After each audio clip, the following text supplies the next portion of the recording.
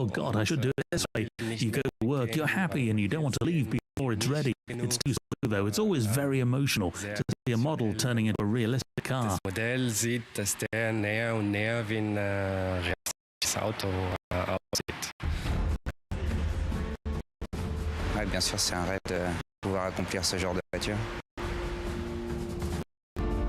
If you take a look at it, then you fall in love little.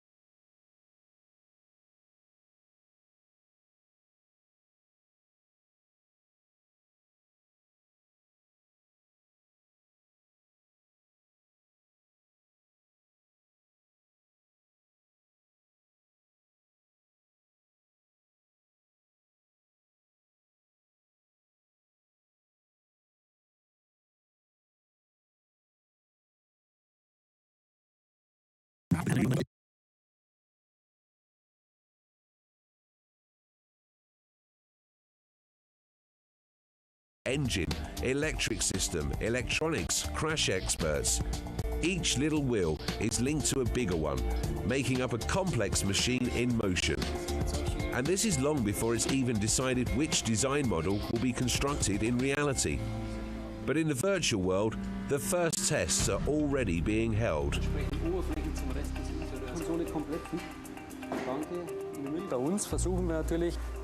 We're already trying to foresee the functional relationship between complex components. We're constructing a car. The design doesn't make the final production vehicle, of course. However, we'll be able to experience all functional components. We'll have the chance to drive with them, to form opinions. All these timely collected findings will be useful, even crucial, at later development stages.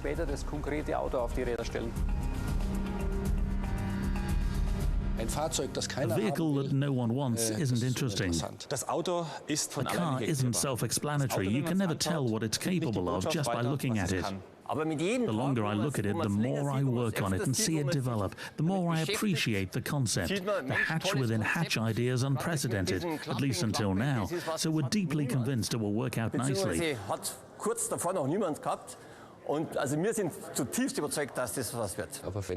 Still, if the market doesn't respond, then we'll have backed the wrong horse. I believe there are customers who won't be impressed by such a car. There are clients such as my father who drive a limousine, always have and always will.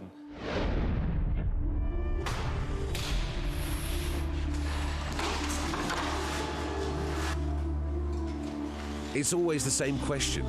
Is this concept worthy? This is where market researchers join in. A so-called clinic concept's being carried out as early as 3.5 years before the scheduled production starts. It's called clinic because it takes place in an almost clinically sterile hall. 8 identical vehicles, all the same color, all in the same line.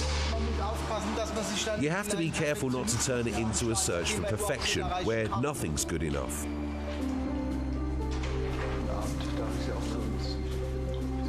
müssen natürlich auch unheimlich aufpassen, weil das eine sehr sicherheitskritische Sache ist. Und für uns ist hier eigentlich das Wichtigste. We have to be extremely careful, particularly with security. This is the most important thing for us, the lack of access to cameras. We've security requirements similar to airports. This could be an obstacle, but it also gives people a feeling of importance, so it's a quid pro quo. They have to submit their mobile phones. Exceptions are only made for doctors or policemen or those who have no camera installed on their phones. All these precautions are quite expensive, yet mandatory. Also dieser gesamte Sicherheitsaufwand hier ist ein recht, ich möchte sagen, aufwendiger.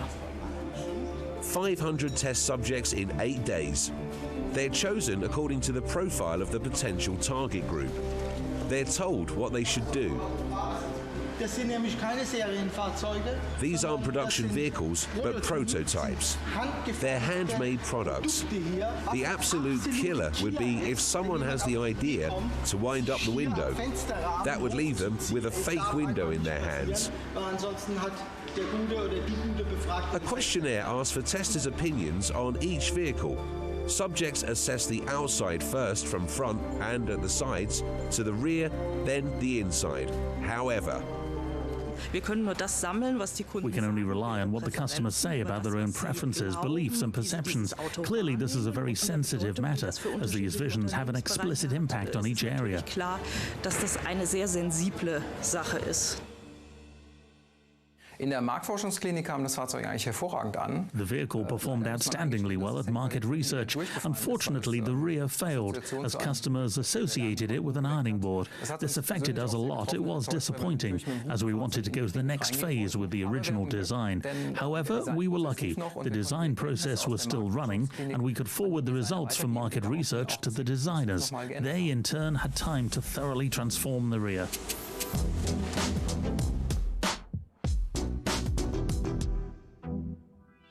the 6 remaining candidates present their refined models before the critical eyes of their bosses. During the lunch break, the jury remains in a closed discussion. It needs to propose 2 models for the final. The choice falls on Richard Kim and Christopher Vale. Both are back in Los Angeles.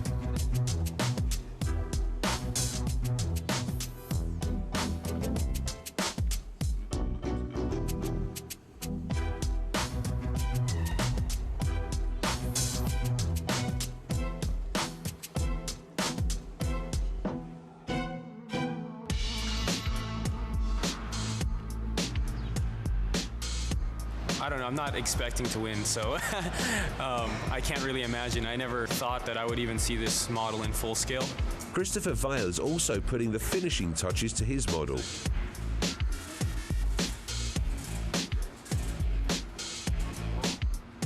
Es war schon ein irre Feeling, dabei zu sein. Ich denke, dass ich halt ganz gute Proportionen anzubieten habe.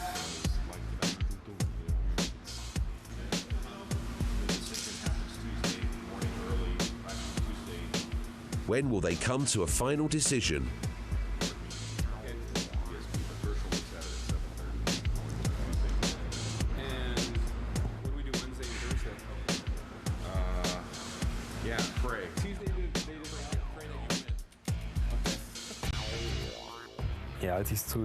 When I came down to Design Works, Richard was the first person I met, and we had quite a lot of fun hanging out and working together.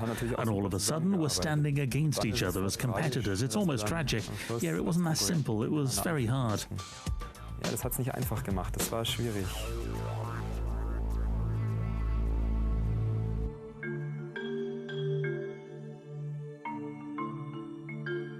Well, we had a very exciting and interesting board meeting, and the decision is that both models continue. The goal was to select one, but actually, after a long discussion that was extremely exciting, the board saw some merits in both models and asked us to continue with both and present them again in 2 months' time. Both design models had some elements that people were attracted to. And the whole discussion focused on how sporty should this vehicle look or how luxurious should this vehicle look. And both the design models had strong points in these elements, and I guess we just need to find the right mix of these elements, and the decision was a bit of a surprise, although I have to say that as design director for the brand, I completely understand the decision, because I too personally see some big advantages, also some disadvantages in each of the two models. Well, obviously getting a decision later now means extra work for a lot of people, not just for us, also for the engineers. For the engineers it would have been far better if we had selected one design proposal, and then they could have concentrated all their work on that one. And now they still have to work together with us on two proposals. In the end, I think another 2 months of design and development time is worth it. The car will be on the market for a lot longer, so I think this is time well spent. Ich bin gerade auf dem Weg zu einer Krisensitzung. Wir hatten gestern Vorstandssitzung, Auswahl 2 Modelle auf ein Modell. I'm on my way to an emergency meeting. At yesterday's board meeting, we chose 2 models. We could not exclude either. No one had foreseen this. Right now, I'm not feeling good at all. I can't even imagine how this will go on. Almost the entire follow-up process is hanging in the air. Why couldn't we make up our minds? Perhaps the design models were not as developed as we'd thought. Now we need to find ways to catch up with them. Wir müssen jetzt Mittel und Wege finden, wie wir dieses Zeitdefizit wieder einholen.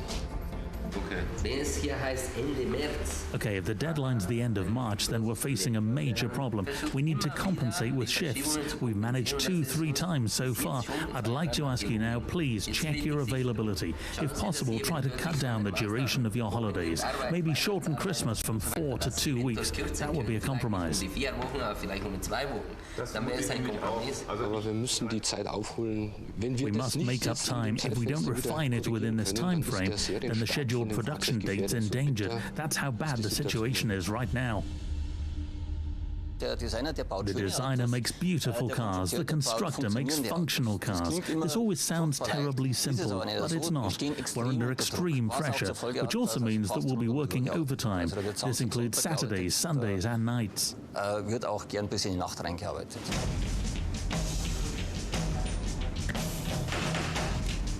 With dimensionally accurate models, components needed to fit perfectly. This is repeatedly checked, as even 1,000th millimeter matters. Now I feel good again.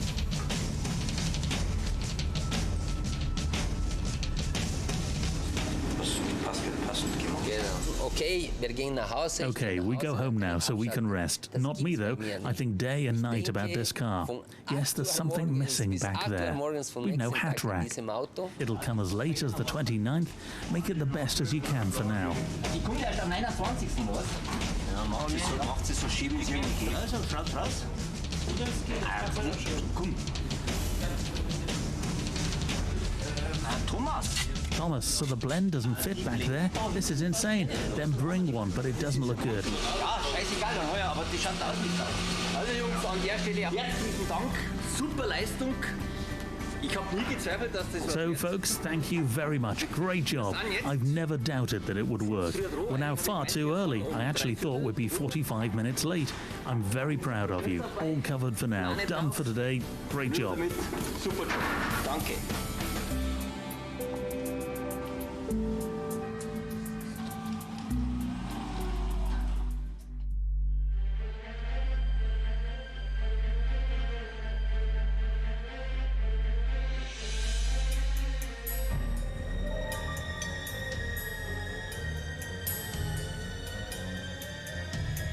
The last big decision in terms of designs made.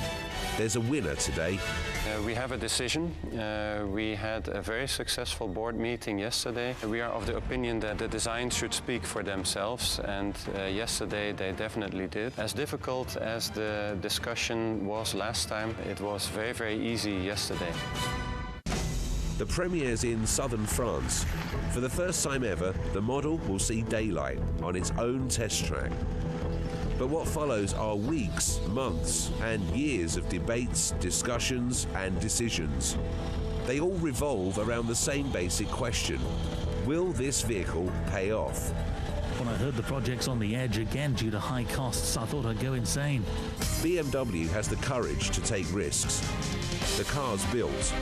What are the obstacles ahead before officially releasing the car? See for yourself in the next episode of Made in Germany.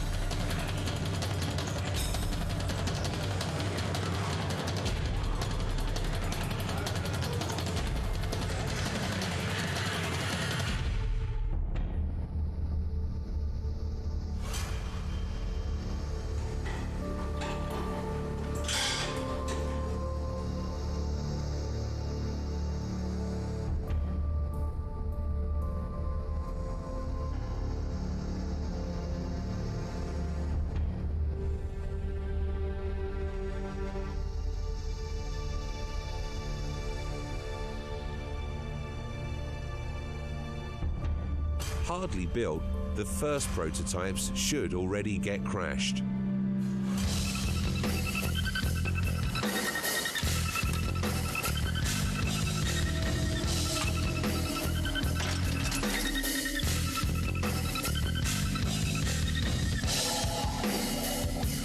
Preparation for the first test.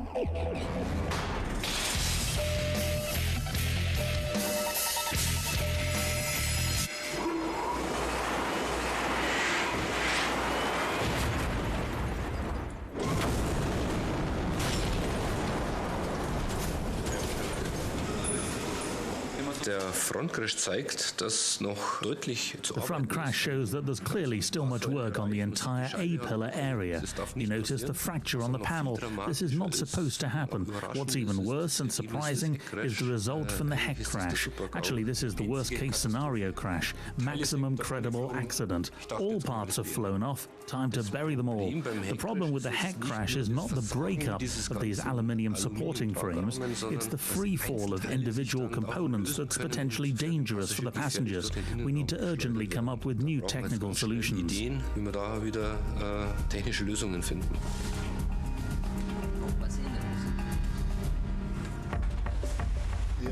Haben wir einen Weg zur Tennisstütze? Bingo. Es hat uns verdammt viel Zeit und Energie gekostet, die Lösung zu finden, aber jetzt ist das Auto sicher. It certainly required much time and energy to find a solution. At least the car is safe now. Protection layer experts start the virtual construction of a hard shell coating as to minimize the design-related risks. Not an easy task, as the coating should pass all tests. For example, the complete coating should not interfere with the high speed-to-air cohesion. Another important criterion, the coating on site should be easily removable for special tests. The time for driving tests has come.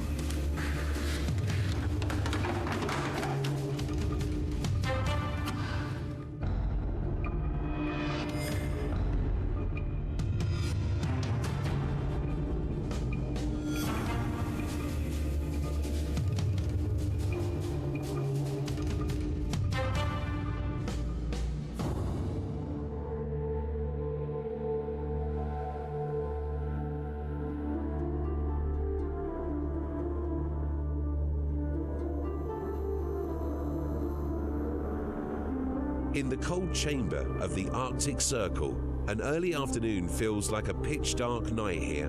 The right time to leave the guarded test area for a dusty ride through snow and ice in the open air. This test can deliver accurate results, only without the hard shell coating. Virtually uncovered, the prototype can easily fall prey to ill-wishing forces, despite the darkness.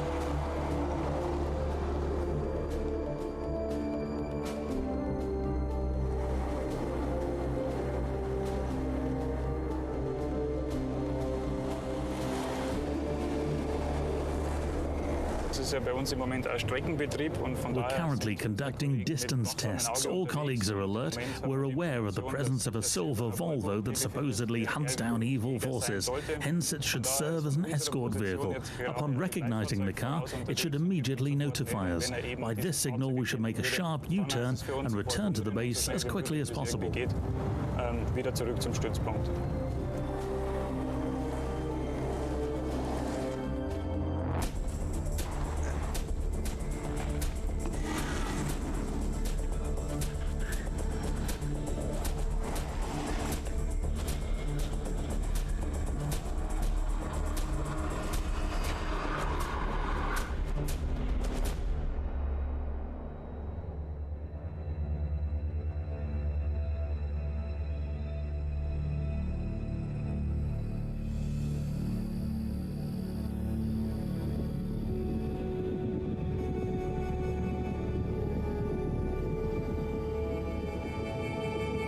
From the freezing cold straight into the scorching heat, South Africa.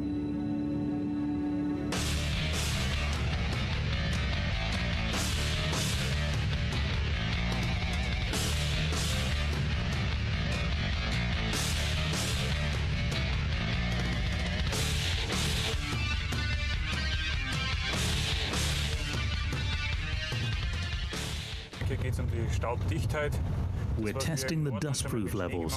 What we did with snow back north should be done here with dust. We can easily locate the dust-letting holes. The same goes for the engine compartment. We test the same things, just in opposite contexts. There were some improvements made in Munich, so we need to test it all over again. This is our current task. We always ride for 10 kilometers. This enables the quick reproduction of resulting dust deposits. Sehr schnell dieses Ergebnis dann reproduzieren zu können. Next is the high-speed test. As it takes place at a normal public road, it should be officially registered with the authorities.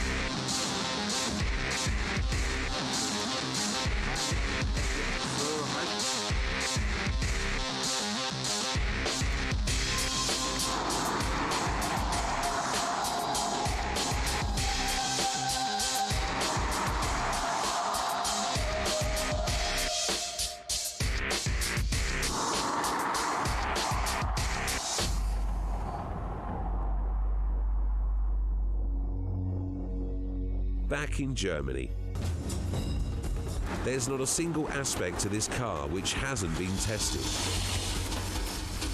The model underwent a variety of extreme situations in rapid succession. How does the handbrake manage with starting up on a 32% steep slope? Everything is tested and improved until becoming flawless.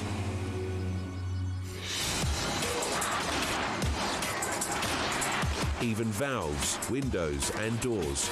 In the course of 7 weeks, in heat and cold, a robot opens and closes the heck door 14,000 times in total. A number of rides through a knee-deep water test nominate the body waterproof. A dynamic corrosion test. The vehicle is exposed to an intense rainfall. The shower of stones thrown by the car ahead. And the final salt mud passage.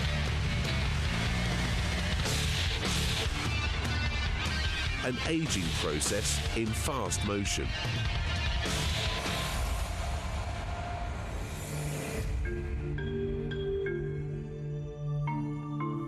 From high humidity levels to saline mists, the vehicle suffered every conceivable torture. Disassembled into its individual parts, it has no chance of concealing even the slightest rust damage.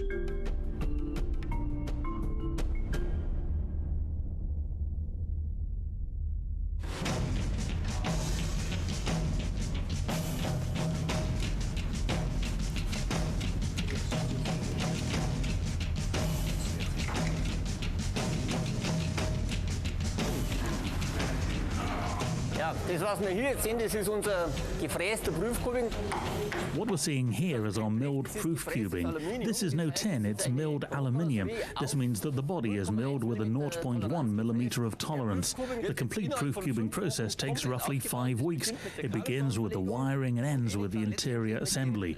Here, each supplier has the chance to tune their component. Thus, there's a lot of scurrying around. At times, there are 20 to 30 vendors simultaneously fussing around the vehicle. Naturally, they're all eager to see if their component fits or not. In principle, there's not a single part that fits perfectly right away. First, there's an assembly sequence that should be well considered, an awful hustle and bustle. The assembly of these components should be finalized within 5 weeks, and in half a year, the vehicle will be reassembled anew. That's when the supplier would bring new, better parts. With them, we'll once again rework the body. This is a truly exciting process, and so far, we've always managed to complete it successfully. Und dann bringt der Lieferant neue, bessere Teile und wir überarbeiten unter Umständen die Rohkarosserie nochmal. Und in aller Regel ist es immer eine recht spannende Geschichte, aber im Braucht haben wir es bis jetzt noch immer.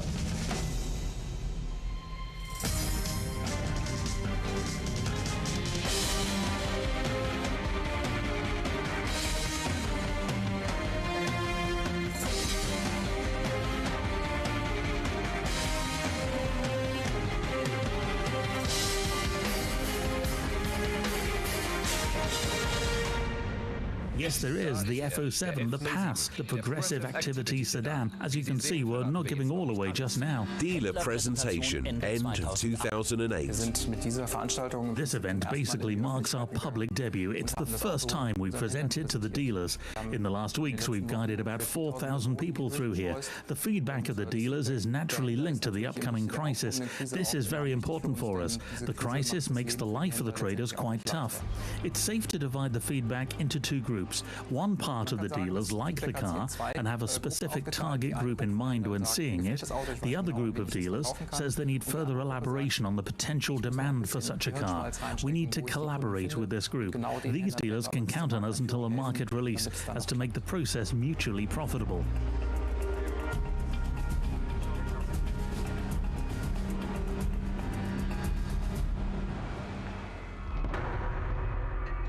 Hallo Hans. Hello, Hans. May I talk to you for a second, please?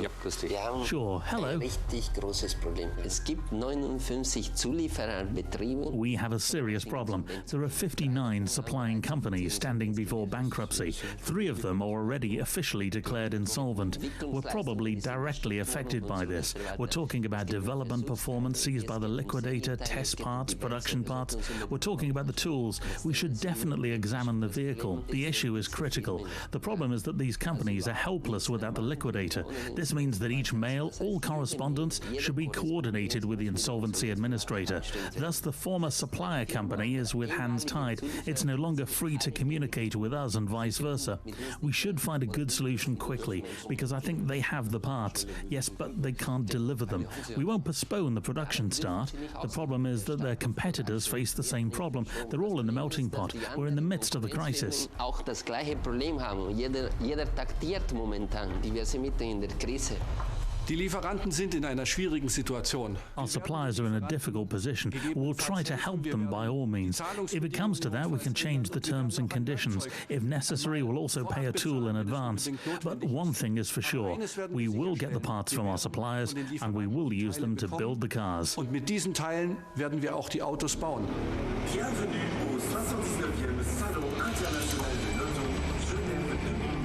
March the 3rd, 2009, Geneva Motor Show. I think it's a great moment for all of us.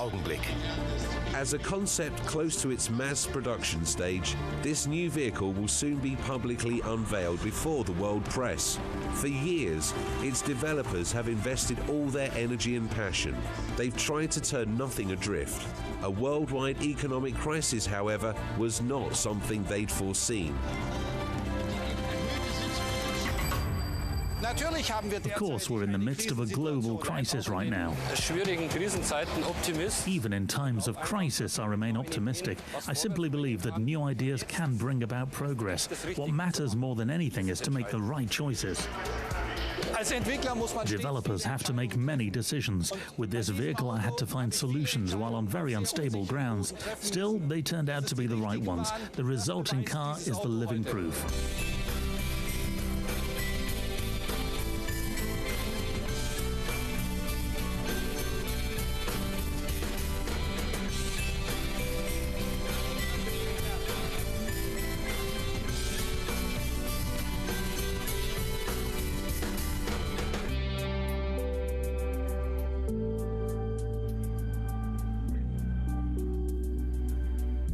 I actually believe that now is a good time to launch new ideas. The old ideas do not seem to work well anymore, so I think now is a better time than ever before to launch new and very creative car concepts.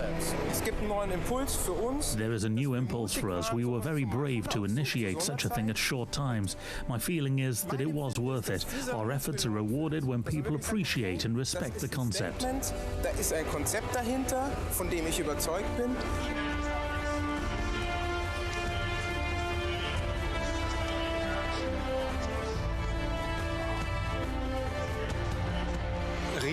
Riesenmoment heute. Today is a big day. Grand. I'm short of words. It's very emotional.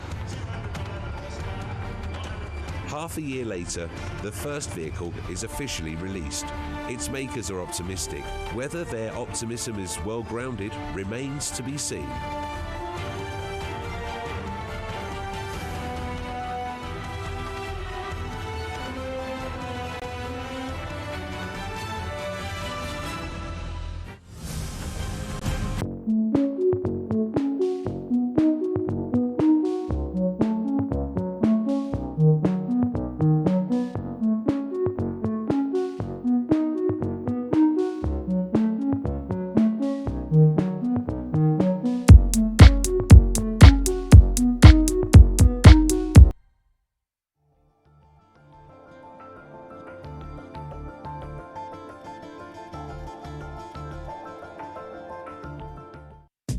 Now, Classic Ride, the vintage car magazine.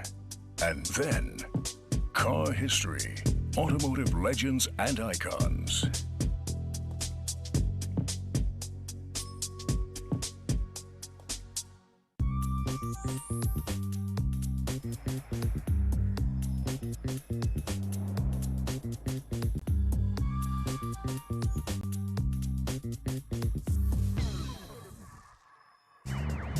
Today in Classic Ride, American way of drive, the 1967 Ford Fairlane GTA in NASCAR trim. The Banker's Hot Rod, the 1995 Chrysler 300C was America's most powerful production vehicle. Muscle Car Collection, the rarest Mopars from Dodge and Plymouth in one collection. And World Standard, the 1949 Cadillac Series 62 convertible sets new standards in terms of luxury.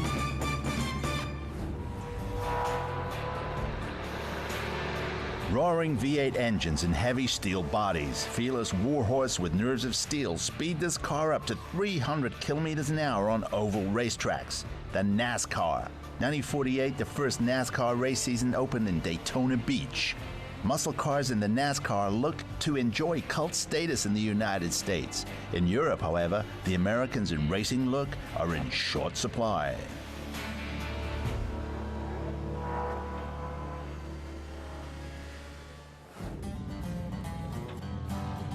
Reinhard Jung from Tübingen in Germany has such a rarity with the Ford Fairlane GTA.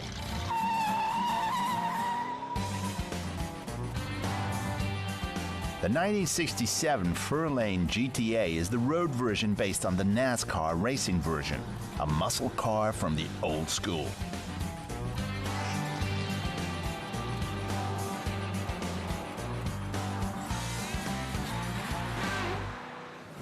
The 6.4-liter big block delivers 335 horsepower.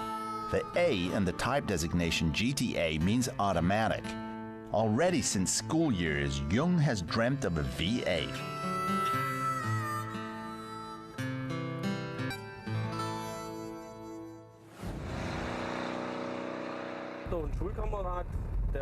A classmate had one himself, and I saw the car there.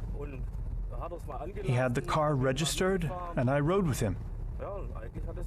From then on, I've dreamed of a thing like this. The size, the sound, the look, the hip movement of the body, and also driving without driving aids. Here, one still has to work hard behind the wheel.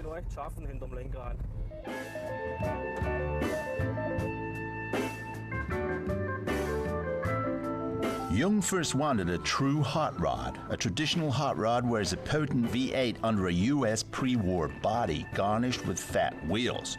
In Holland, a model like this was for sale, but as so often in life, it turned out differently.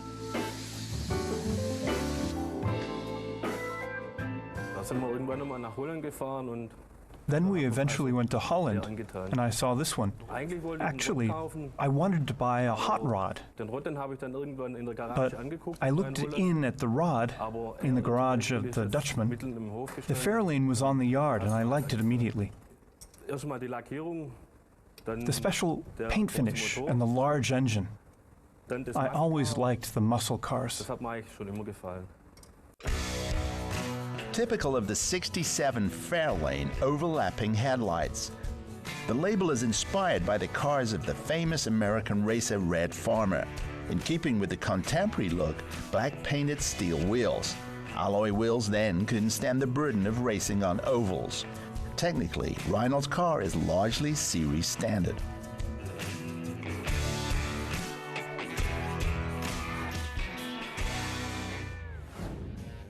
Win on Sunday and sell on Monday is a saying of the NASCAR series. And actually, fans flock in droves to the race to see their car brands win. If a Ford crosses the finish line first, the next week's sales figures go up. On the NASCAR racetracks, the 1996 Fairlane is hard to beat.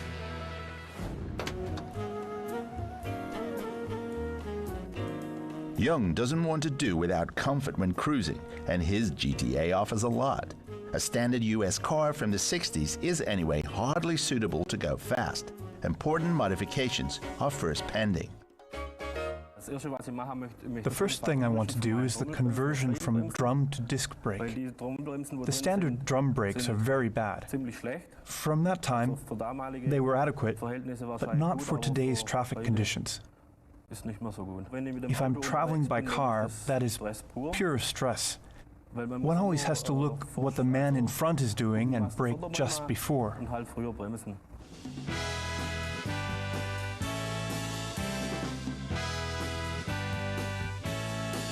Until suspension and brakes are at the proper level, the US fan has to drive more calmly. On the Swabian Alp, which looks like the landscape of Tennessee with a little imagination, Reinhold cruises comfortably across the land and enjoys the sound of the heavy metal V8. The Fairlane is still one of the cheapest muscle cars from the 60s. A model in condition 2 should not cost more than 20,000 euros. But you should include the mighty thirst of the V8 in the calculation. When I brought it from Holland, I got down here with 15 liters fuel consumption. But depending on the gas pedal, it already needs more. In the beginning, I calculated how much it consumes. But at some point, you just shrug your shoulders and think, for this, I have a lot of power and the fun factor. If one calculates the extra sip of gasoline, you can feel like a NASCAR legend, like Richard Petty, Bobby Unser, or Red Farmer in the Fairlane GTA. Now wait, the name is already reserved for Reinhold Jung. The Ford Fairlane GTA, a typical representative of the muscle car era of the 60s. At Chrysler, the era of muscle cars began 10 years earlier. The 1995 Chrysler C300 earned the nickname the Banker's Hot Rod.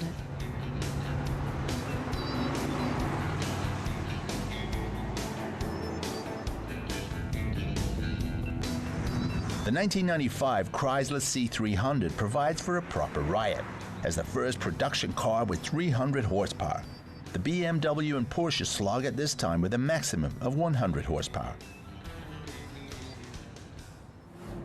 In the preceding car in 1951, Chrysler presents its first ever V8 engine with 180 horsepower. The Hemi, its hemispherical shaped combustion chambers, provide a performance advantage over the competition. Already in 1955, the 300 horsepower C300 was then the most superior car in the NASCAR race scene. Already in 1955, the 300 horsepower C300 was then the most superior car in the NASCAR racing season. Oldsmobile and Buick had no chance, and today the Hemi engine enjoys cult status under the US car fans. The 56 model enlarged the legend with more victories. There were minor changes of trim and major changes of horsepower. The optically almost unchanged V8 Coupe is now called the Chrysler 300B and delivers a whopping 340 horsepower and should win more victories. The races at the time take place in, amongst other areas, on the beach at Daytona Beach. There are also oval racing tracks already, but not yet with asphalt, and Chrysler also wins the 1956 NASCAR title. The car is considered as America's most powerful car at this time.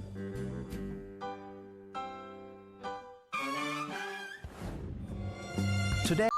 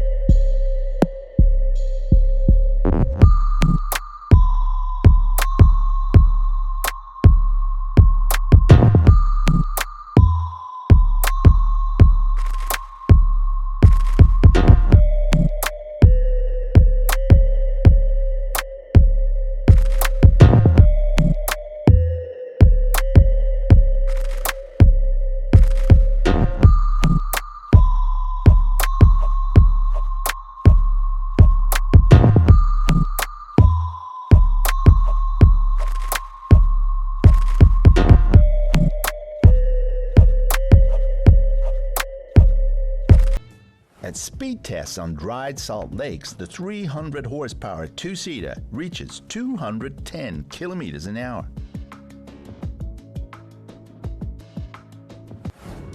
Even almost 60 years after its premiere, the metal skin of the rare coupe almost looks as if it came from one cast.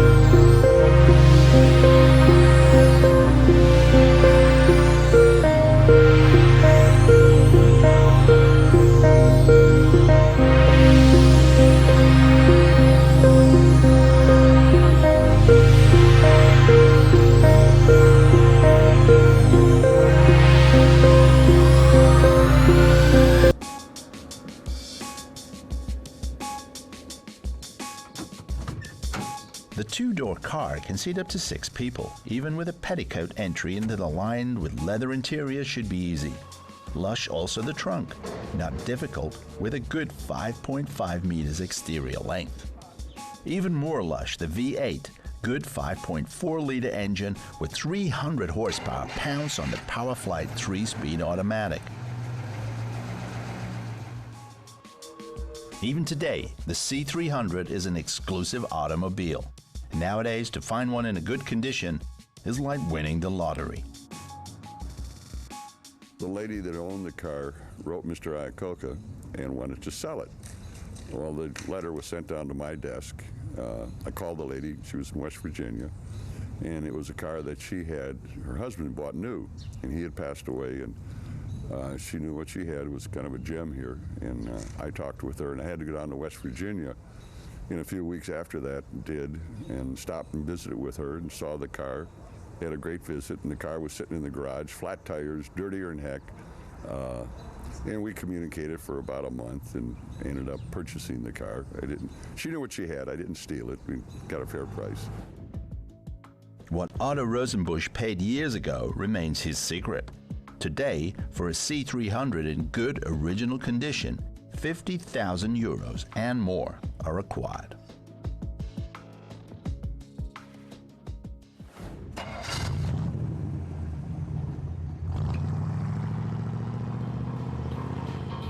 Today, the powerful thrust and rich V8 bubbling with which the Hemi engine pushes the luxury coupe still impress.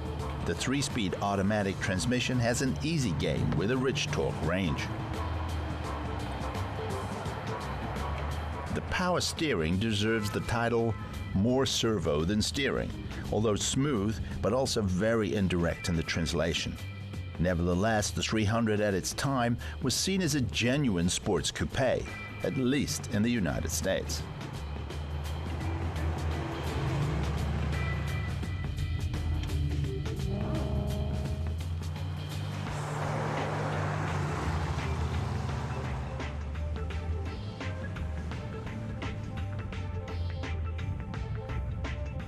Chrysler only built the 300 in this form for just 2 years. 1957, the newly styled successor arrived, and year after year, the designers dilute the harmonious shape more and more. Early 60s, demands falls, and 65 is then the end. The 55 Chrysler 300 prototype is now one of the most sought-after collectibles in the US car scene. Just like the Dodge and Plymouth muscle cars from the same group.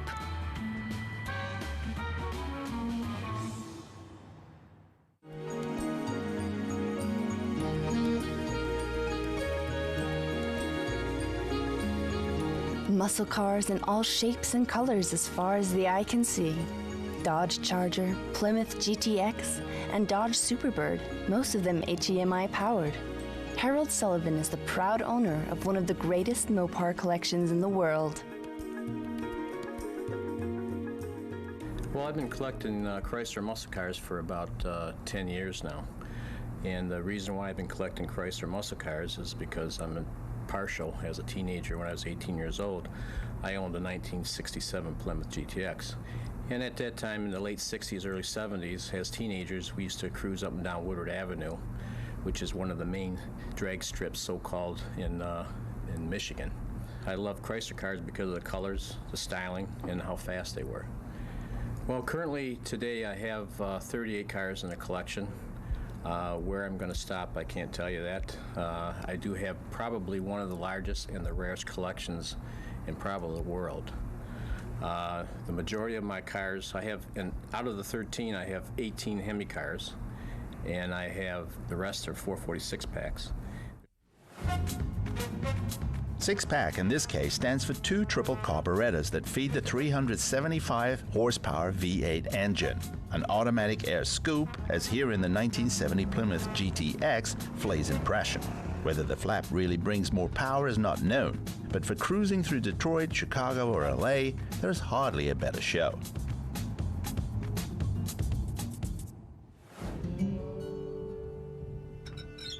The other mega V8 monster from the Chrysler Group, the Hemi engine, named for its hemispherical-shaped combustion chambers in the cylinder heads.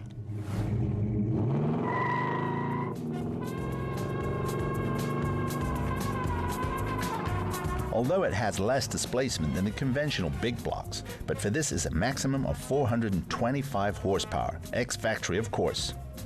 The Dodge Charger, a criminal car used in countless U.S. thrillers, makes the thick, powerful V8 sound.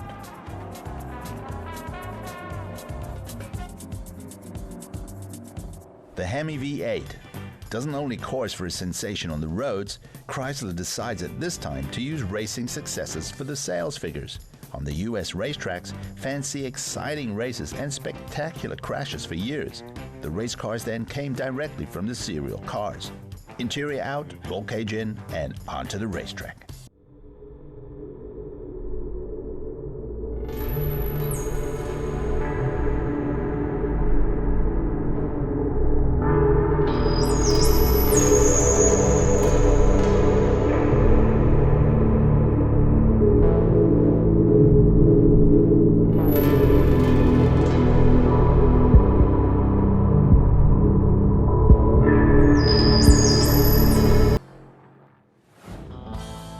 Sullivan calls a very wild bird with racing history his own, the Plymouth Superbird. This 1970 Superbird, it's a 426 Hemi 4-speed.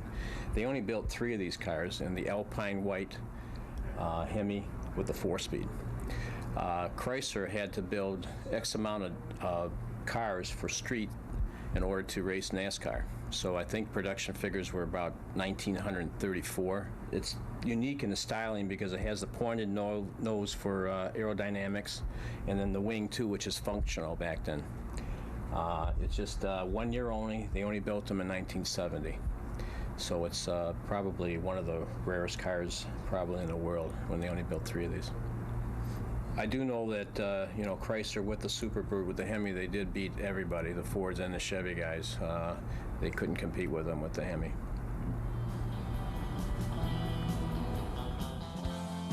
But the strongest model in Harold's collection is the 700 horsepower Plymouth Belvedere GTX, built for drag races.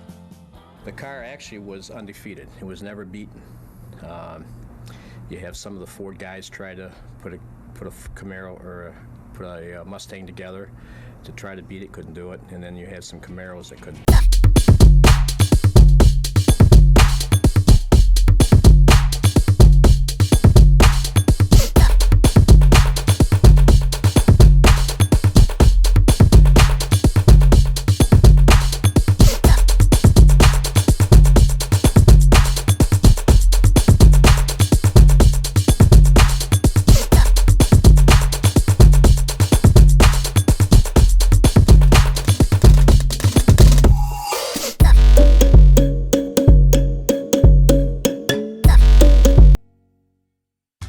What Cadillac? The all-American brand stands for pure luxury. And this luxury embodies this particular model, the 1949 Series 62 convertible.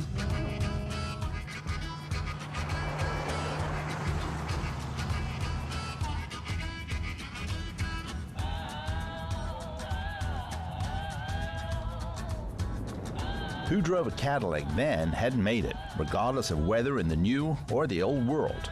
The brand, founded in 1902 out of Warren, Michigan, can be spoken about in the same breath as Mercedes, Bentley, and Rolls-Royce. After 4 years of forced break during the war, in '46, Cadillac starts with the old models. 1948, then the first new developments, recognizable by the small tail fins, a design gag with consequences. The Cadillac design chief, Harley Earl, designs them for the first time in 1948. Immediately, they become larger every year.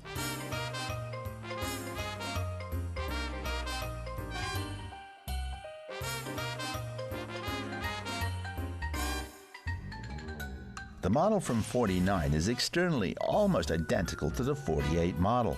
The major innovations of this vintage can be found under the hood.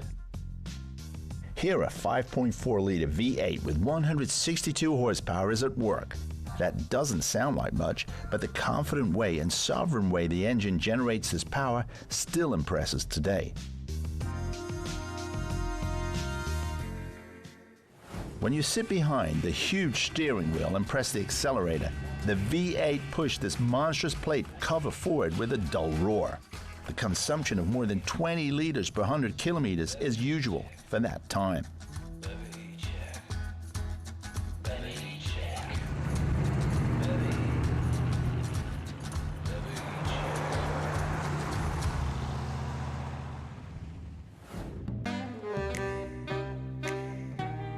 This curious part is one of the keys to luxury, the hydraulic pump.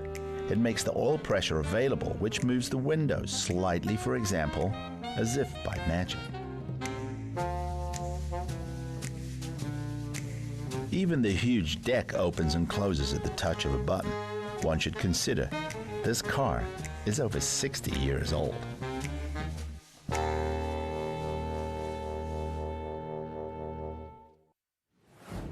And owners of modern convertibles can only dream of a trunk like this, from such a stylish interior as well, for that matter. The designers create an interior that seems simple and at the same time classy.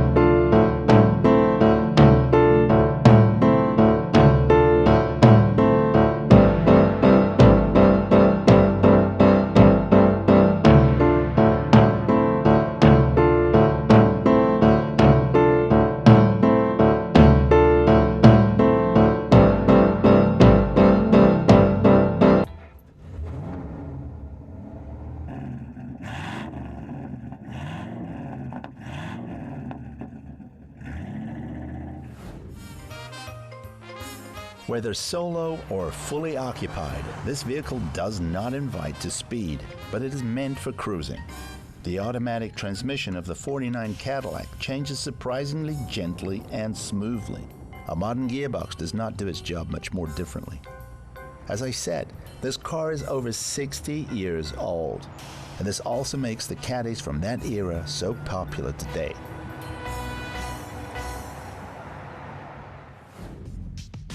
You'd have to pay around 65,000 euros for a '49 convertible in good condition. A complete restoration of a bad copy quickly exceeds the value of the car.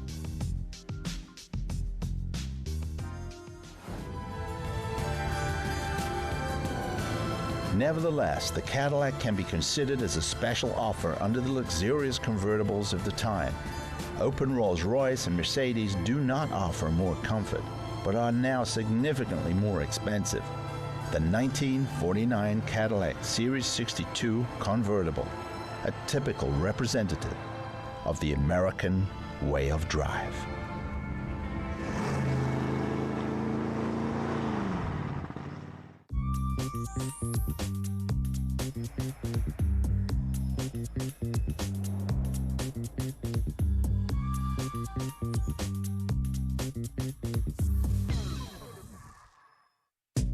Now, car history, automotive legends and icons.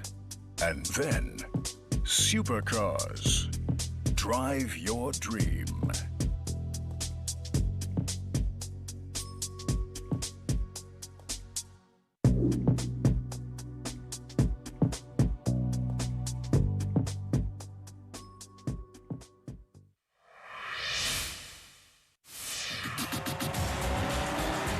Gripping racing action.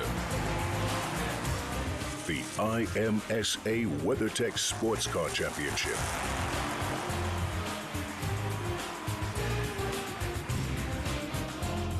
The Andros Trophy, the world's ultimate ice racing series.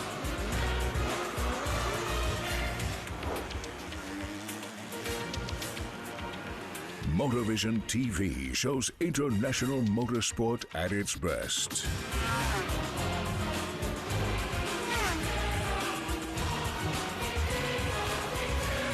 Fascinating motorsports. Breathtaking racing action.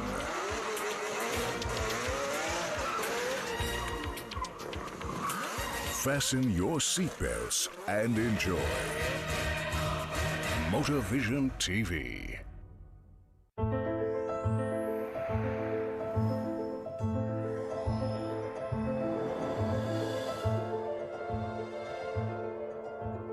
The year 1946. After the end of the Second World War, there was a conflict between the Western powers, led by the United States and the Soviet bloc, which in turn is led by the Soviet Union. It is the beginning of the Cold War.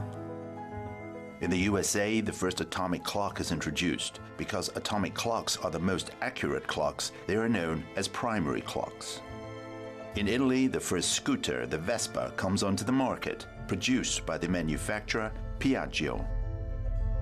And Mercedes begins production of passenger vehicles again after the war with the Model 170V.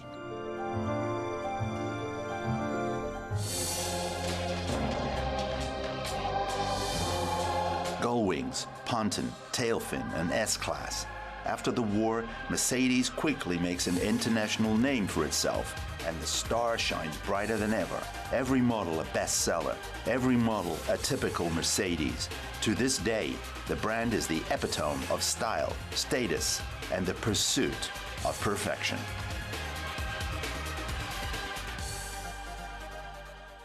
Mercedes-Benz was able to re-establish pre-war success levels again relatively quickly, and above all, that naturally in the economic miracle era, where the brand easily was the status symbol par excellence for someone who had made it after the war. After the end of the war, production facilities of the Daimler-Benz AG were largely destroyed. Nevertheless, car production was soon up and running again, with the successful pre-war model, the 170V. After initially only manufacturing delivery vehicles and ambulances, beginning in July 1947, the production of the 170V Model 4-door sedan began. The 170V quickly becomes a bestseller, thanks to its cost-effectiveness and durability. That was the best-selling car even before the war. The production facilities were still there. This was a robust, reliable car, and it was simply the basis for everything that followed.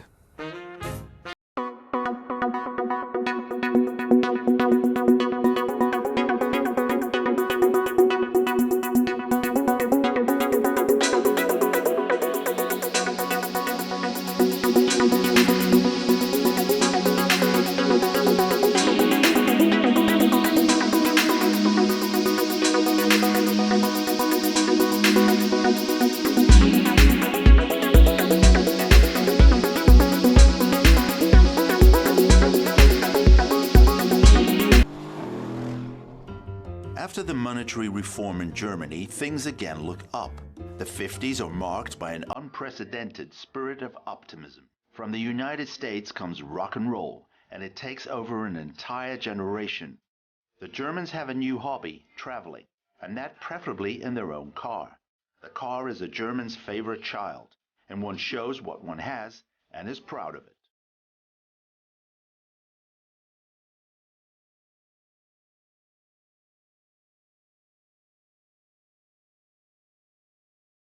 During this period, Mercedes presented a large-scale production car for the proud middle class, the so-called Ponton. This is a modern car with a self-supporting body construction and low center of gravity. The Ponton quickly makes a name for itself on senior management parking spaces and taxi ranks. In the economic boom years in Germany with the Ponton, one showed that one was successful, and this was the status symbol par excellence in the economic miracle.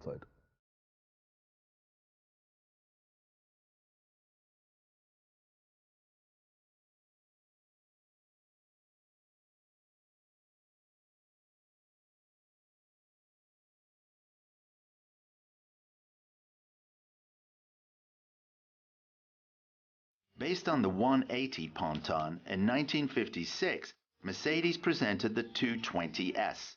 Six-cylinder engine, stretch body, and a previously unknown room comfort all make the 220S the upper-class car. The first Mercedes after the war with the S, which stands for Special Class Status.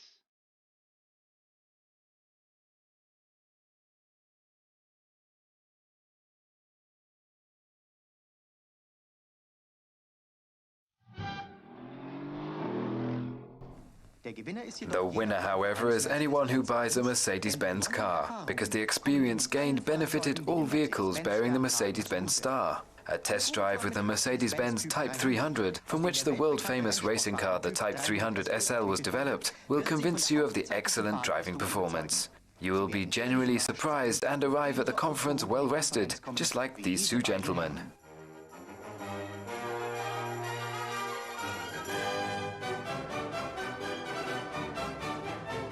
The Mercedes 300, luxury sedan and mobile pride of post-war Germany. It represents the beginning of the 50s like no other car. The "we are someone again" feeling.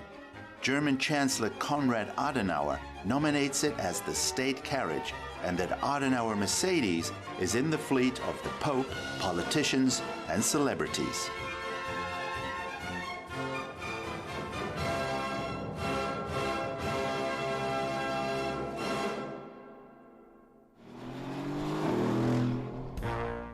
Based on the Type 300, in 1952, Mercedes manufactures a new racing car, the 300 SL. It's the first post-war race car redesigned by Mercedes. It has everything a legend needs: a lot of power and a charismatic appearance. The SL quickly becomes an icon of automotive and racing history. Always fast, always exciting, always innovative. This frame is welded together from thin-walled steel pipes. That means it is lightweight and, in addition, still has stability.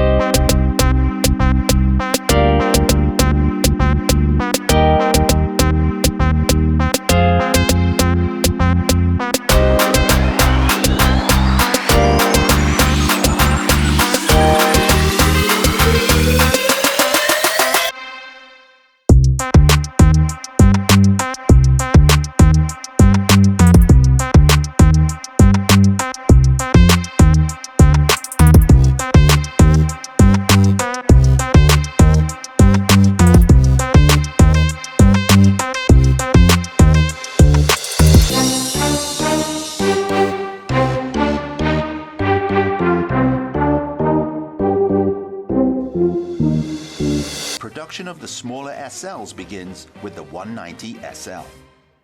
The 300 SL Mercedes-Benz was already a commercial success, and the company wanted to build on this. The design of the 190 SL is also high class. However, there were also significantly larger quantities then at a very reasonable price, and because of this the vehicle really became a success.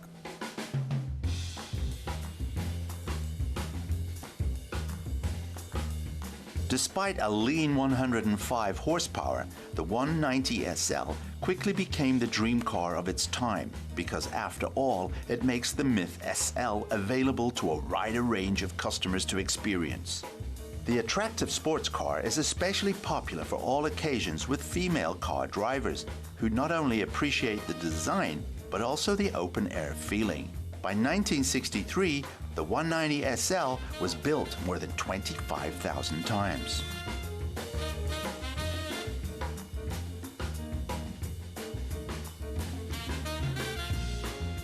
In 1963, Mercedes presents a new, highly anticipated sports car, which will simultaneously replace the 300 and 190 SL. First of all, everyone was terribly excited about what the SL's successor would be. That's why it was an experience to see it. And then, of course, the shape of the vehicle had made a significant step forward, and the name Pagoda says it already, because of the roof silhouette.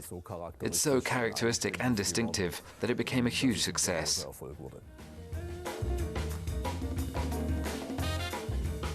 The 230 SL gets the nickname Pagoda from its curved inward hardtop, reminiscent of Far Eastern temples.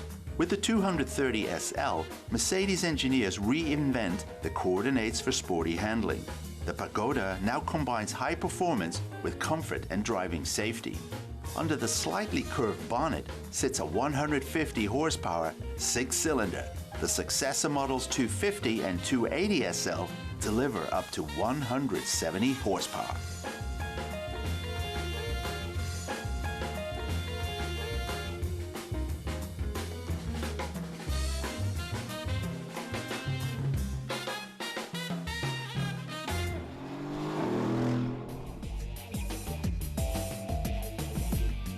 Under the motto, "A League of Their Own," in 1959, three completely newly designed six-cylinder models appear with their so-called tail fin bodies.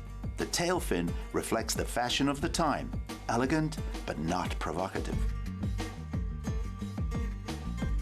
The tail fin also corresponded to the spirit of the time, but it defined itself both in the upper as well as in the upper middle class segments, in that it had a safety body. That is, it was not only a comfortable, but now also a relatively safe vehicle.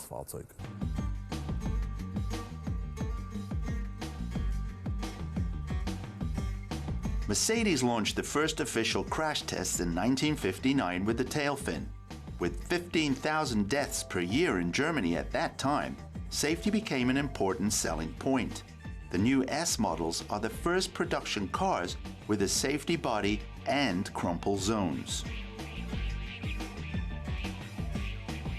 With an impact absorber on the steering wheel and soft switches made from plastic or rubber, the tail fin also sets new safety standards in the interior.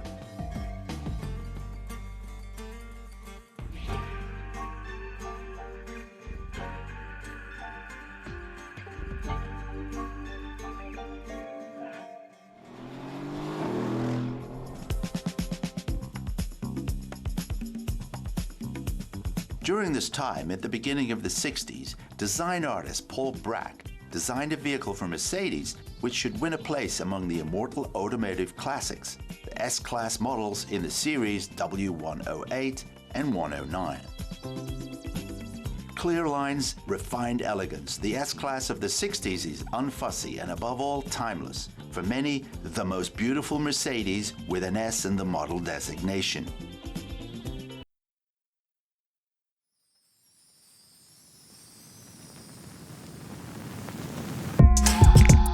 More carrots. Don't tear it. More carrots. Where's Garrett? Vegetables. Vegetables. Here I come from the west side. The left side. The right brain drives me insane. Don't lie, don't lie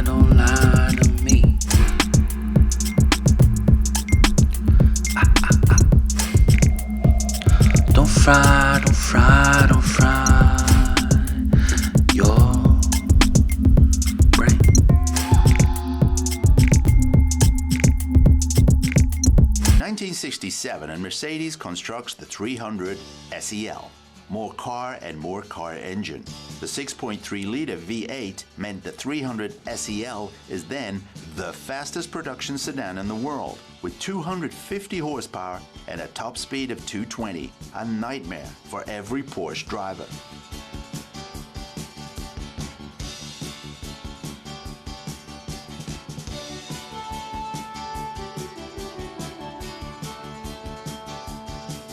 The Mercedes 600, here in the Pullman version, is in the 60s the crowning achievement of the Swabian automotive house. It is ahead of its time and is considered as a technology platform for the upcoming S-Class. Financially a new source of business, it will be manufactured for a long period of time because of its prestige.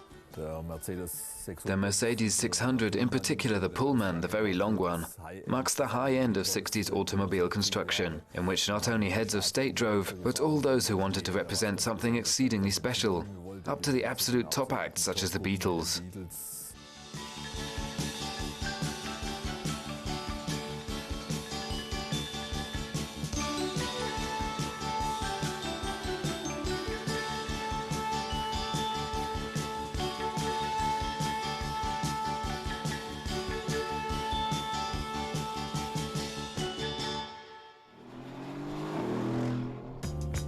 Shorter, not as wide, less chrome.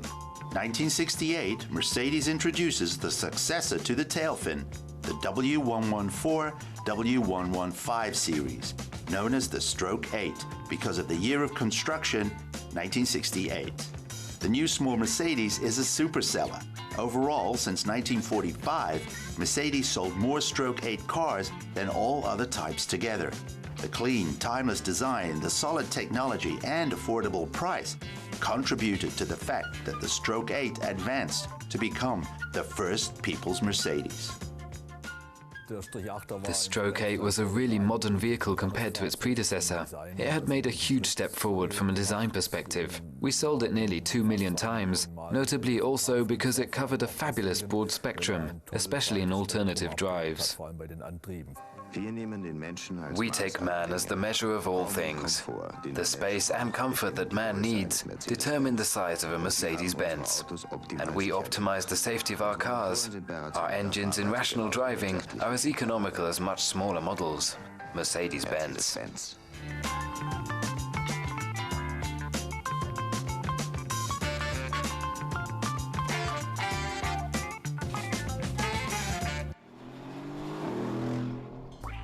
In 1976, Mercedes introduces a new mid-range model of the W123 series. The W123 brings the bourgeois virtues of the Stroke 8 sequence into a fresh form. It is regarded as the mother of all middle classes and is still the best-selling Mercedes. The W123 was a very up-to-date development of the Stroke 8. It exhibited all the classic Mercedes brand values, but is distinguished by very good engineering, a robust technology. Safety-wise, the vehicle has been further developed, and now it has almost become a cult in the coupe.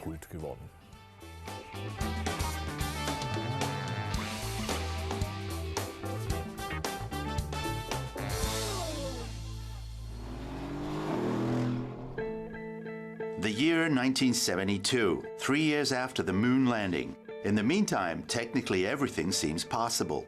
The best example is the new top model Mercedes, the first official S-Class. In engineering, safety, comfort, and design, it is seen as being unrivaled, and its stately appearance offers the highest prestige. At the time, the trade press cheered, world class. The S-Class, which bore this name for the first time, was an absolute milestone in terms of the safety features. The vehicle demonstrated ABS around the world for the first time and had an amazing aura for that time with its little Baroque form and the large amount of chrome. The S-Class made electronics in automotive construction socially acceptable. Power windows, electric sunroof, cruise control, and automatic air conditioning.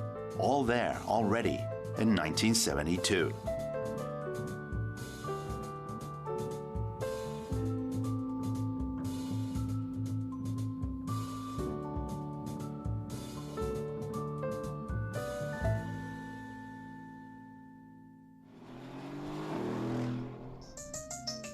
The second generation of the S-Class is the 1979 Type W126.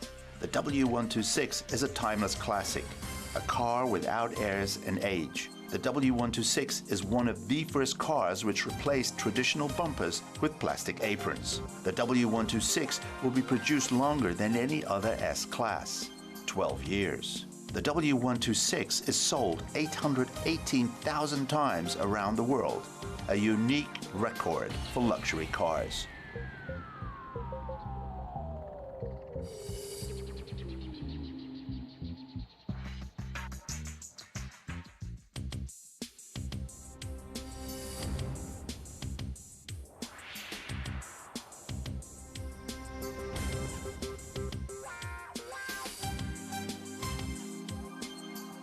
With the W126, Mercedes is the first manufacturer to offer airbags and belt tensioners. After more than 250 crash tests, 2,500 sled tests, and over 7 million kilometers of testing, the airbag is ready for series production at the end of 1980.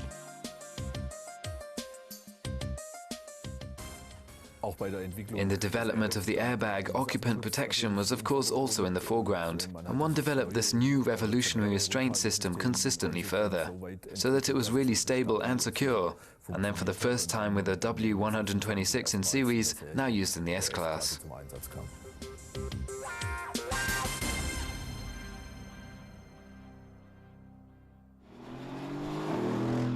1971, and Mercedes builds a new SL convertible. The model from the R107 series is a quantum leap over its predecessor, the Pagoda. Design and technology are taken over later by the S-Class W116 as anticipated. Safety features such as the A-pillar, designed as protection against rollover, the fluted taillights, later ABS, airbags and pre-tensioners make the SL one of the safest convertibles in the world. In the R107, there was also an 8-cylinder engine as the drive for the first time. The vehicle was also very comfortable. You could drive sportily, but you could also travel long distances quite luxuriously. The R107 is a bestseller. It is produced almost 250,000 times.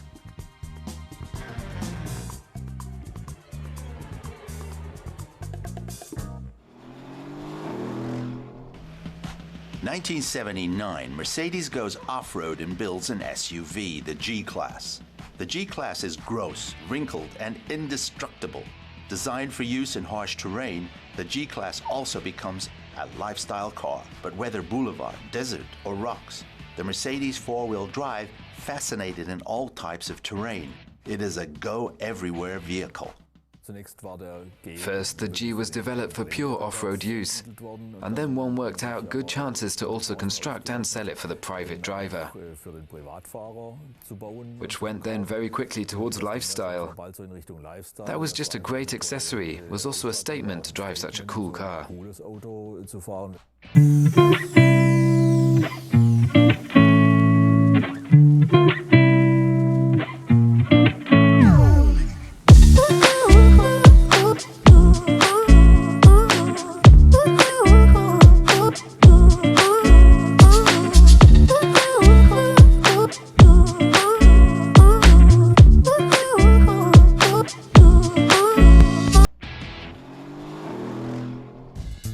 1982, Mercedes presents the 190, the so-called Baby Benz.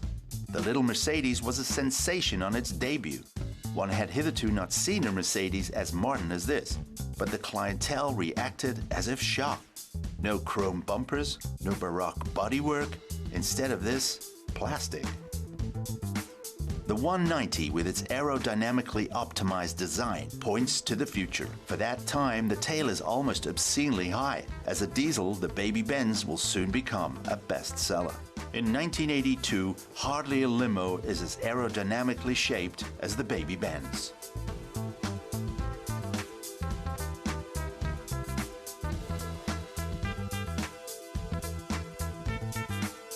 The 190 is one of the fastest and most comfortable cars in its class.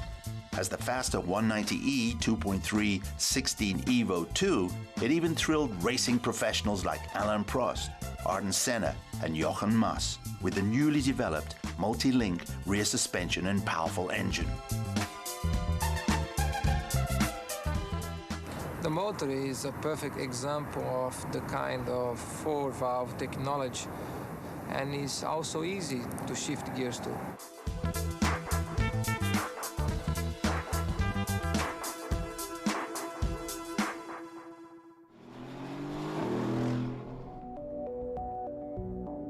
In the 90s, Mercedes wants to be the world's largest manufacturer, and therefore in 1998, the Daimler-Benz AG purchases the US manufacturer Chrysler.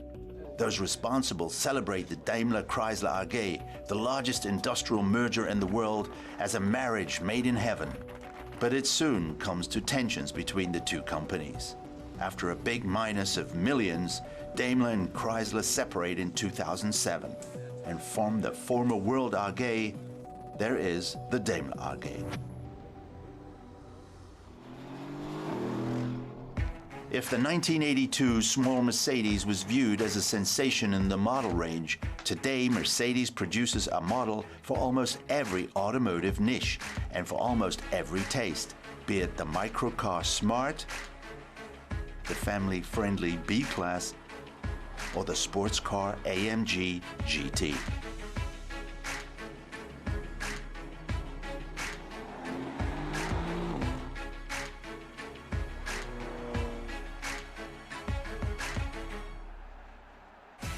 With the research vehicle F015, Mercedes wants to show how the future of automobiles could look like. The drive is emission-free, the assistance systems are always online, and the technology is autonomous.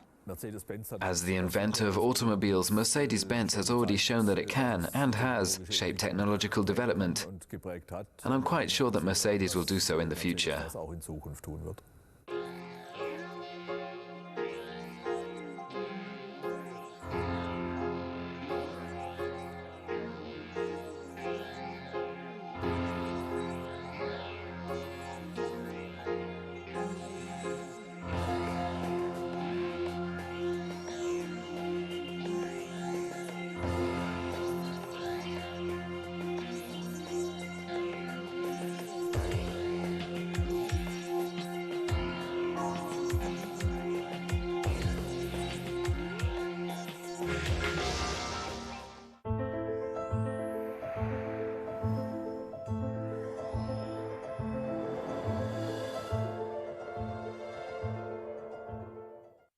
Now, supercars.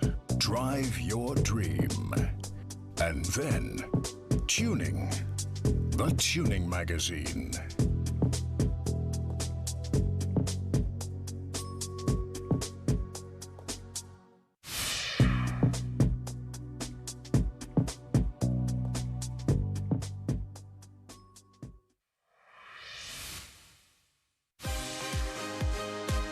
Motorvision TV celebrates fascinating motorsports from around the world.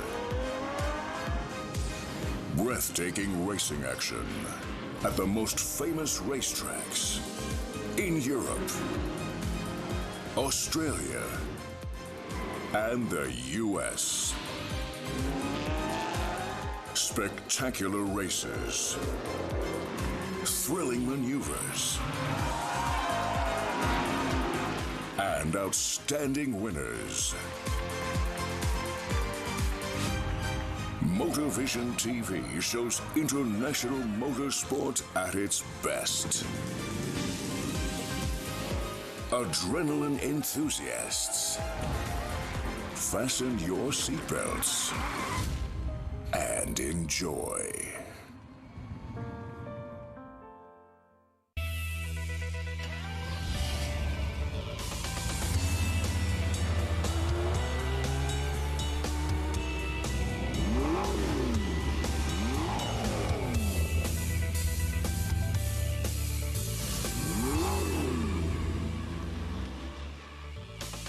Today in Supercars, Jaguar's back in the world of sports cars. The F-Type not only looks good, it can also do something and shows it in comparison to the BMW Z4.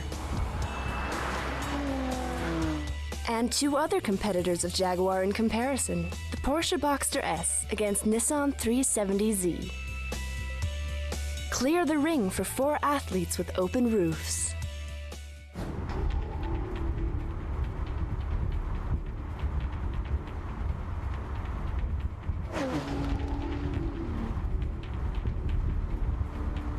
In the original wording, Jaguar means the cat that catches in flight, and it's back, the hunter, more ready for attack than ever before.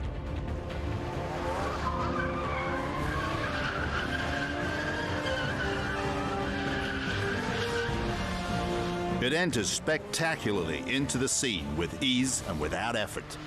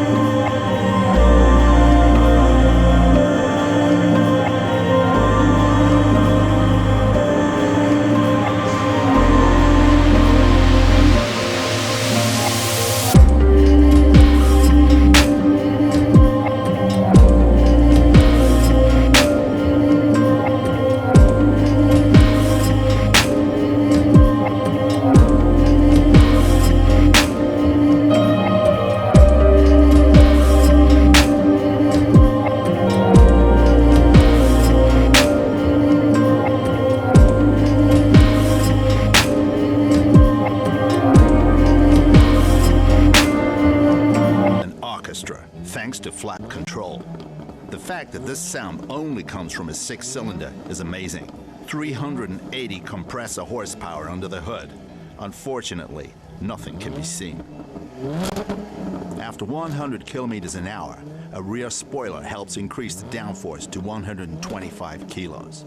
The headlights with LED daytime running lights, now standard, are nice and always shine brightly thanks to bi-xenon technology. The Jaguar F-Type meets its long-established competition. For example, the BMW Z4 35IS.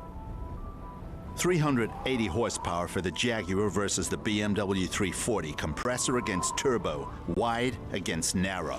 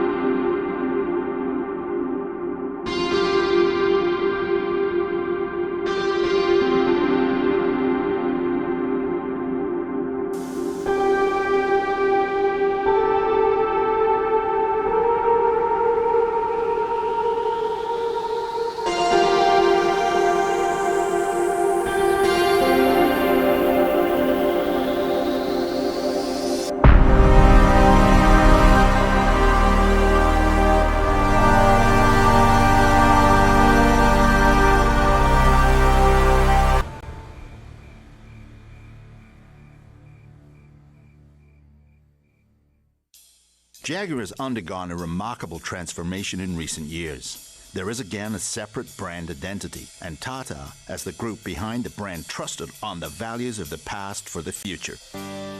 It puts life back into the models, and the F-Type proudly wears this on display. Listen, I'm here, and I'm loud.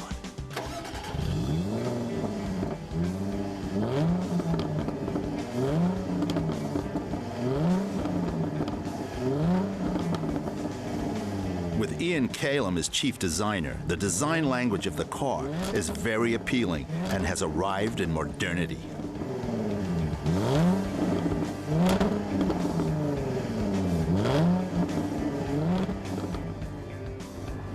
Jaguar still uses a classic fabric convertible top on the F-Type. In 12 seconds, it disappears. It's a roadster according to the old British recipe. It takes the roads as they come and tells the driver about their condition. The steering signals its angle to a computer 500 times a second, which accordingly adjusts the suspension and brakes uninterruptedly. The F-Type can only not do comfortable, despite electronic helpers. The V6 compressor of the Jaguar is very spontaneous. Overtaking is a minor matter. And the 380 horsepower have an easy game with the almost 1,600 kilogram Jaguar. But when wet, and with the 20-inch tires on the test track, this had to be treated with caution, because the Jaguar with its sports tires pushes on the front axle, and on the rear axle, already at 2,500 RPM and 460 Newton meters, awakens the rear and brings it to life, engaging the ESP. The very good balanced car remains controllable. On the highway, a reunion with the BMW Z4. It's sealed off at 250. The Jaguar goes up to 275. Up to 160, the BMW can follow the Jaguar in the slipstream, and then the F-Type draws away, slowly but surely. The acceleration is punchy even beyond the 200 mark. The 8-speed automatic is well matched to the performance, and from 260, the thrust decreases markedly. The 295 tires make the F-Type a bit nervous because the Z4 is more relaxed, quieter, and more comfortable. It is a more comfortable car on long journeys.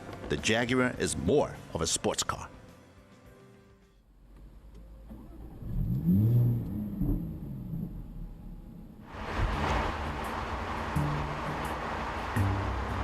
The F-Type has a frame and a body made of aluminum. Its forms are exciting. It is a beauty on wheels. Even the often somewhat intrusive acting air intakes at the front here are consistent. In contrast, the Z4 looks even slightly antiquated, although it was given a facelift in 2009 with new headlights, but it has been on the market already since 2002 in this form. The Jaguar is great cinema, evokes emotion, is high quality, and points to a bright future. The BMW is certainly a good car, but it has nothing to oppose the fire that ignites the F-Type. The fantastic engine in the 35IS is given away in the chassis. A less powerful variant here is the better choice. The Jaguar F-Type S starts at 85,000 euros. Certainly not a bargain price. And for this, there is also a beautiful piece of automotive art and the long-awaited successor to the E-Type. Congratulations, Jaguar. The wait was worth it. Jaguar has hit home with the F-Type, but it has competitors who can also do something, and above all, the Boxster S Porsche. It is presented here in comparison with the almost half as expensive Nissan 370Z.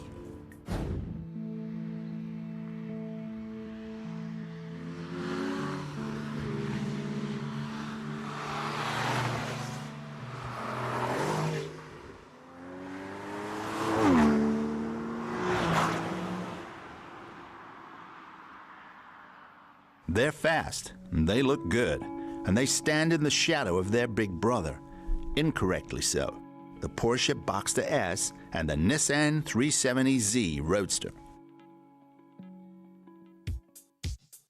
Both of these represent reasonably affordable sports cars. The Nissan 240Z is a legend today, although it's not overpowered or particularly fast. but it's designed with a long hood and short rear, imitated in its own way the supercars of its time, and yet has its own character. The idea of the Boxster is connected with the VW Porsche. With it in the 70s, Porsche aimed to place a mid-engine car in the tradition of the Spider 550 from the 50s. This experiment didn't last long, however. The collaboration with VW ended for financial reasons, and it took until 1996 for Porsche to again bring the Boxster mid-engine sports car on the road at a relatively low price.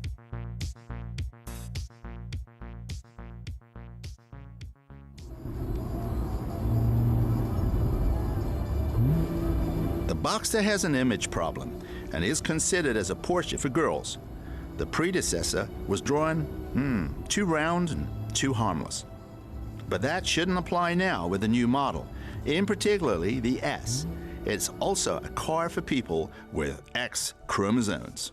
The new Boxster is drawn sharper and has a rear end and profile that is strongly reminiscent of the Carrera GT. With the Sport Chrono package, it also sounds really aggressive at the push of a button.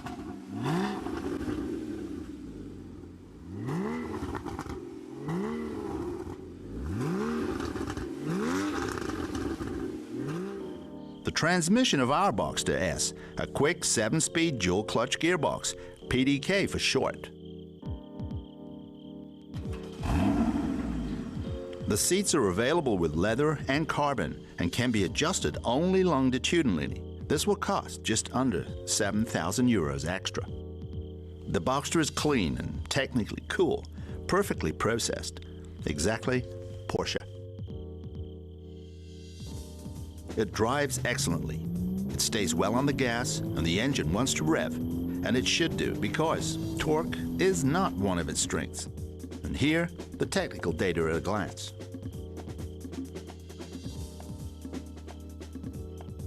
Unlike the Nissan 370Z, it's more a Rubens than a finding a more baroque than graphic.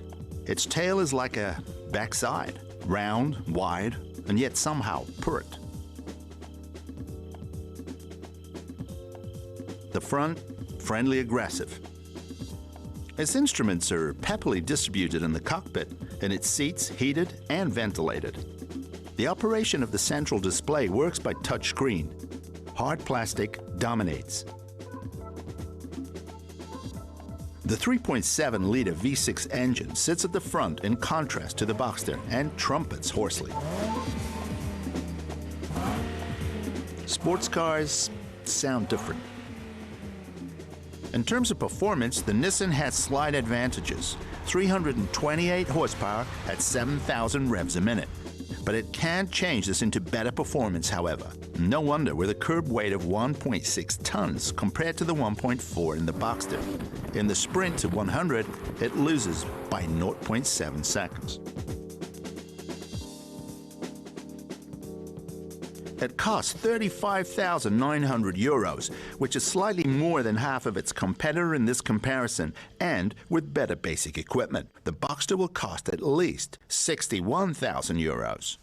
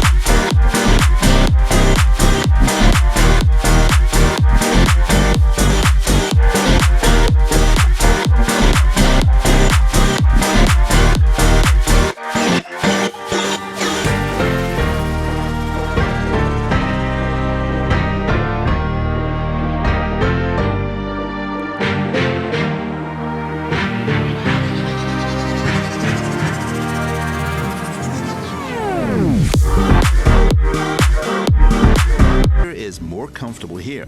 Although you can hear the soft top, the whole thing is much more subtle.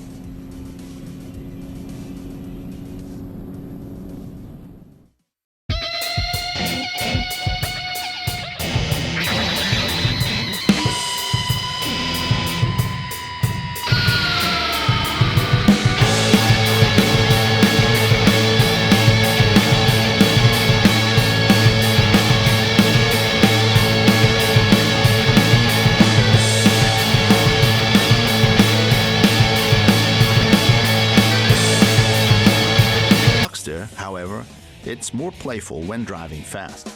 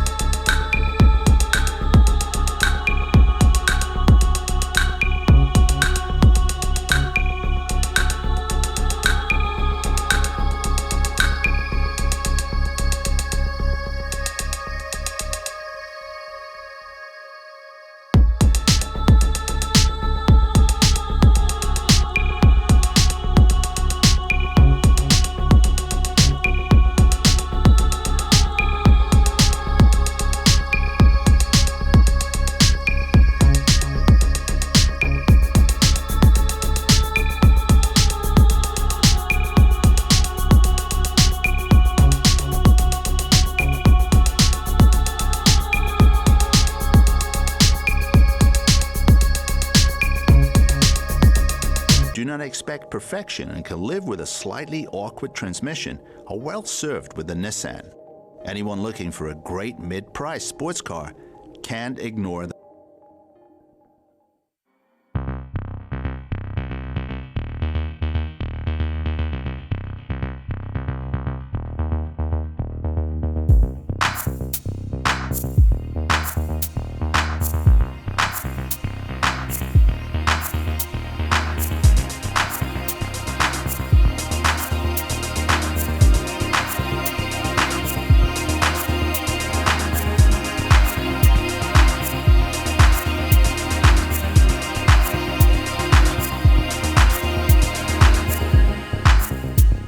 Shortly before close, again an F-Type.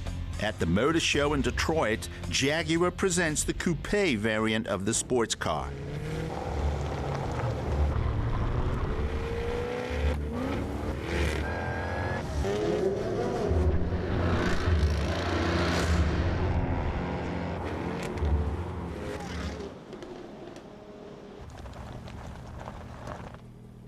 The Jaguar F-Type Coupe, the closed equivalent of the convertible. It is supposed to be even closer here to the design language of the legendary E-Type.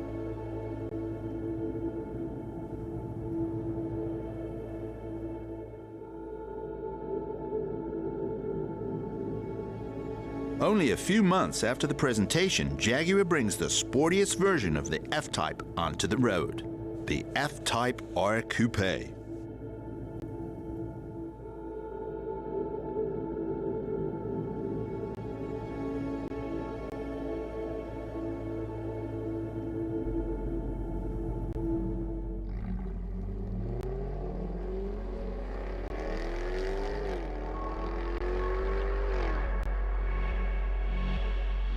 The most powerful Jaguar, 555 horsepower, 680 Newton meters of torque.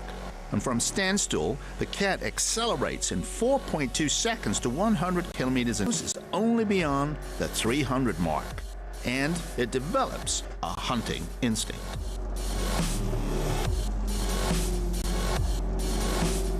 Jaguar doesn't want to leave the field of the fastest sports cars on the road open only to the people from Zuffenhausen in Germany. The F-Type R is made to poach Porsche customers. Thrilling in tight corners, jet-like acceleration, a compressor ventilated 5-liter V8 engine, Watch out in Porsche country. The cat is getting her claws out.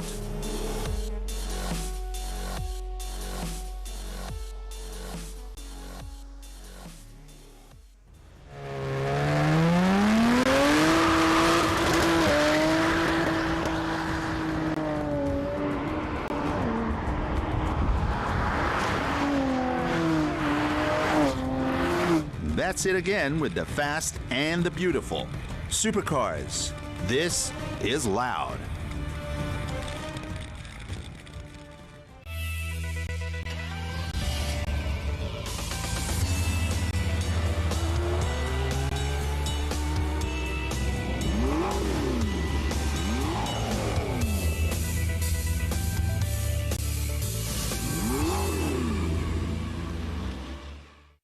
Now, tuning.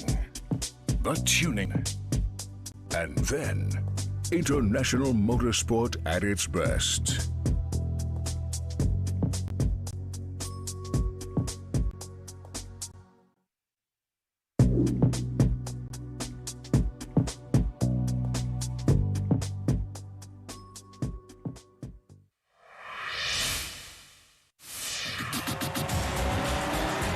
Gripping racing action.